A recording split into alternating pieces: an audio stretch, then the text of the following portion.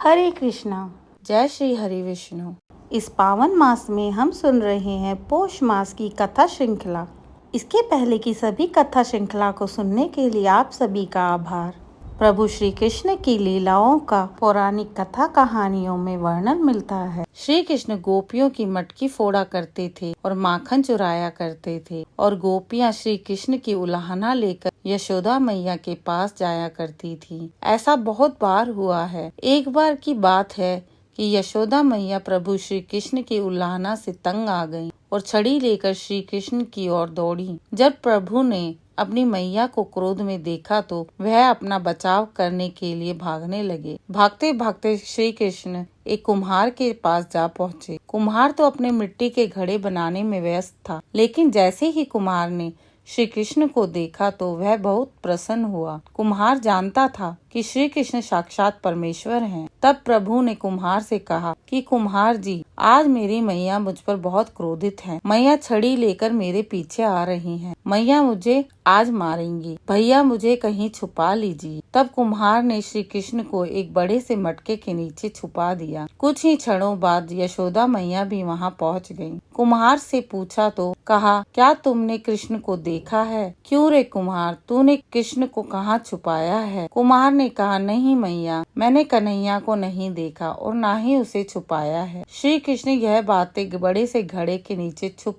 कर सुन रहे थे। मैया वहाँ से चली गई। अब प्रभु श्री कृष्ण कुम्हार से कहते हैं, कुम्हार जी, यदि मैया चली गई हो तो मुझे इस घड़े से बाहर निकालो। कुम्हार बोला, ऐसे नहीं प्रभु जी, पहले मुझे 84 लाख योनियों के बंधन से मुक्त कराने का वचन दीजिए। भगवान मुस्कुराए और कहा, ठीक है, मैं तुम्हें 84 लाख योनियों से मुक्त करने का वचन देता हूँ। अब तो मुझे बाहर निकाल दो। कुम्हार कहने लगा, मुझे अकेले ही नहीं प्रभु जी, मेरे परिवार के सभी लोगों को 84 लाख योनियों के बंधन से मुक्त करवाना है, और आप मुझे ऐसा वचन दीजिए, तभी मैं आपको इस घड़े से बाहर निकालूंगा। प्रभु जी कहते हैं, चलो ठीक है, उनको भी 84 लाख योनियों के बंधन से मुक्त होने का मैं वचन देता हूँ। अब तो मुझे घड़े से बाहर निकाल दो। तब कुम्हार कहते हैं, बस प्रभु जी, एक विनती और है, उसे भी पूरा करने का वचन दे दो तो मैं आपको घड़े से बाहर निकाल दूंगा। भगवान बोले, अच्छा वो भी बता दें, क्या कहना चाहते हैं? कुम्हार कहने लगा, प्रभु जी, जिस घड़े के नीचे आप छुपे हो, उस घड़े को बनाने वाली मिट्टी मेरे बैलों के ऊपर लाद कर लाई गई है,